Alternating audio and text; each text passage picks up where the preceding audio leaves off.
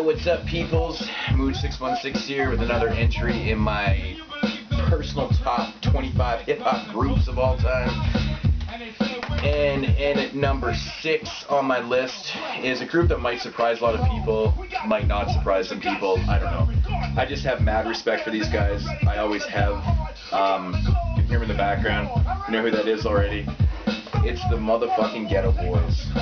Now I'm showing this tape because I actually bought this CD years ago. I don't know what happened to it, but this is still like the original tape from back in the day. I bought the CD. I had no fucking clue what happened to the CD. I don't even have a story with it. No idea.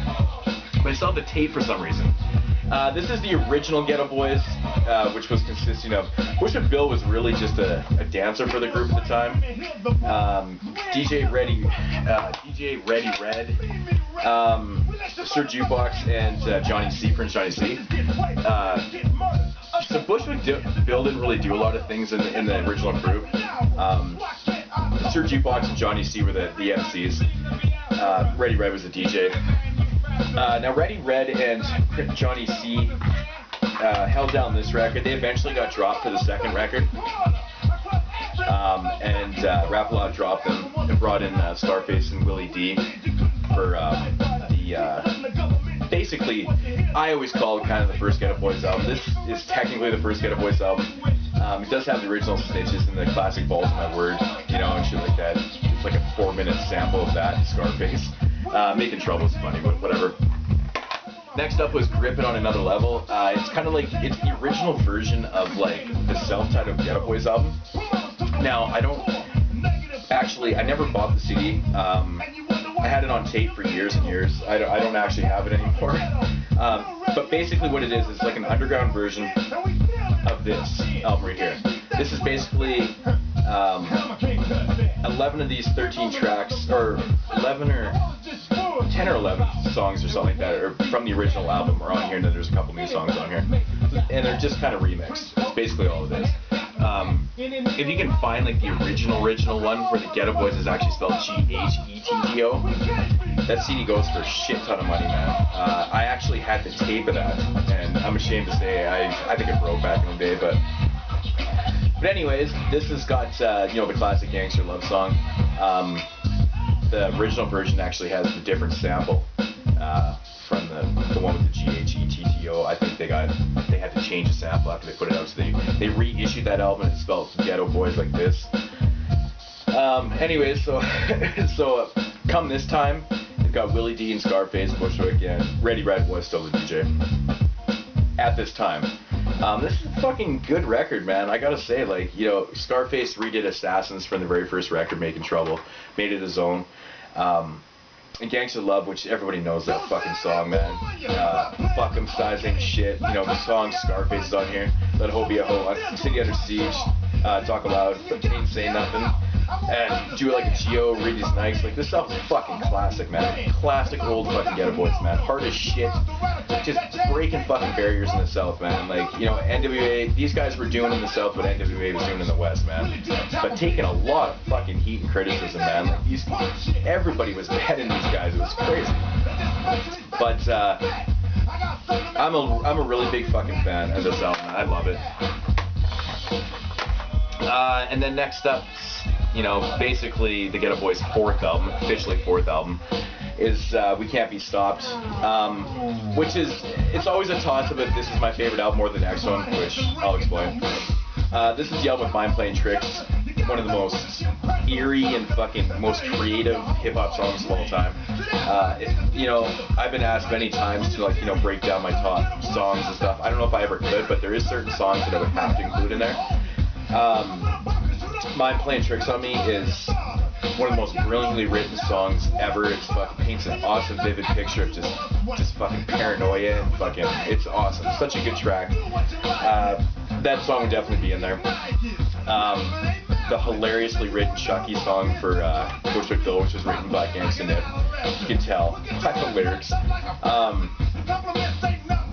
Such a fucking, I love the Chucky samples in it, from the movie Child's Play. Awesome. Just hope we don't play that in the background. I don't know, I'm a big fucking Warren Bushwick Bill solo on here. I'm Not a Gentleman by Willie D. Just a great album, man. Fucking love the album cover. It's just classic album art right there. Bushwick all beat the shit up talking on his fucking 80s cell phone, his doctor cell phone. Yeah, just fantastic record. Classic stuff. And then next up was 1993 Till Death Do Us Part record. It's an interesting title to this record because Willie D had actually left the group, went solo at the time. He did I Ain't Going Out Like a Soldier. He'd done an album before, but that was his album at the time. He was replaced by Big Mike, of course, from the Convicts, another Rap-A-Lot associate. And Big Mike is fucking brilliant, man. He brings so much to this record, man. Like, Scarface and I wish Big Mike would actually rejoin the crew, man. I mean, Willie D has all these, problems with the law and shit. If Ghetto Boys ever did another album, they should bring Big Mike back. One of the song that I play to death in my entire life, man, is Straight Gangsterism by Big Mike. Fucking wicked song, man. It's actually featuring 3-2. So essentially it is a fucking Convicts track. I showed a Convicts record a long time ago. It's out of print. This goes for shit tons of money now. Like most of the original Rap-A-Lot records. It Ain't Shit by Scarface on here is fucking awesome. Murder Avenue, fucking Murder After Midnight.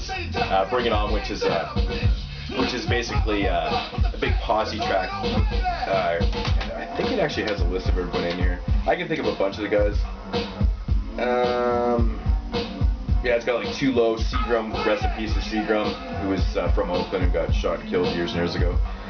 Too Much Trouble, the Fifth Ward Boys, Odd Squad, Gangsta Nip, DMG, which eventually became a part of the Ghetto Boys, The Good, the Bad, and the Ugly record. Lord 3-2, Big Mel, Scarface, yeah. But yeah, big fucking fan of this record, man. It's got a different feel for the Ghetto Boys. Just like I said, having Big Mike on there, such a dope lyricist. Awesome shit, man. Classic. Next up was the reunion album, 1996, called The Resurrection. Big Mike was out. He wasn't kicked out or nothing. Just Willie D was, mended his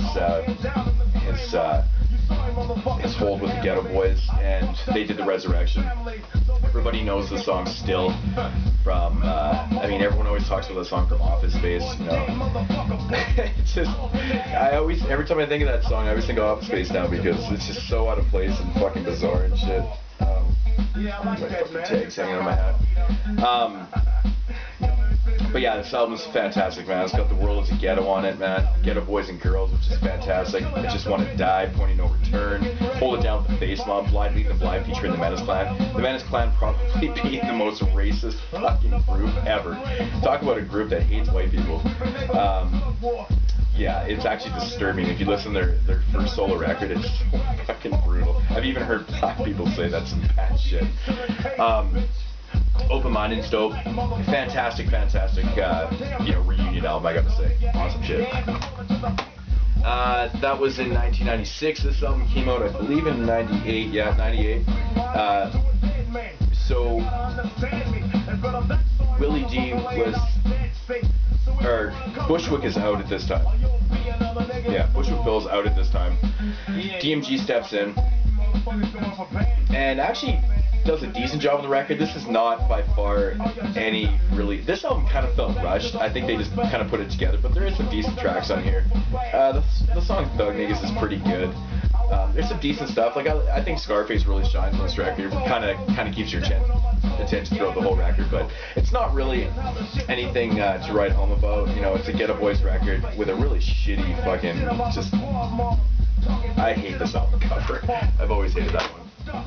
And then another reunion album, I guess you'd call it, the second one, I guess, the Foundation, which was released in 2004. Yeah, so 6 years after, and this is still the final Ghetto Boys album to date. I really hope that they do release something else later on down the road, but who knows.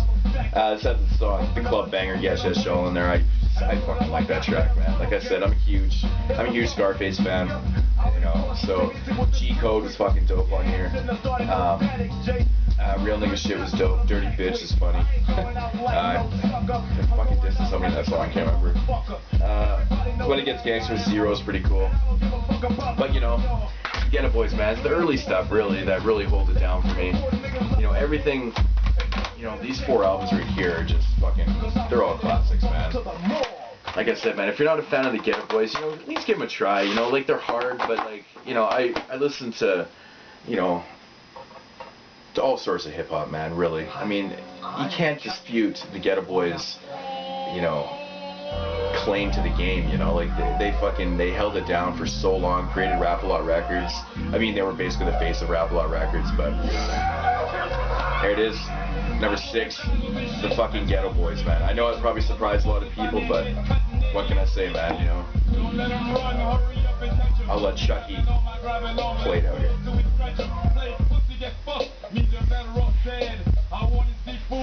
Awesome. Anyways, Ghetto Boys, Mood 616, thanks for watching and subscribing. Peace.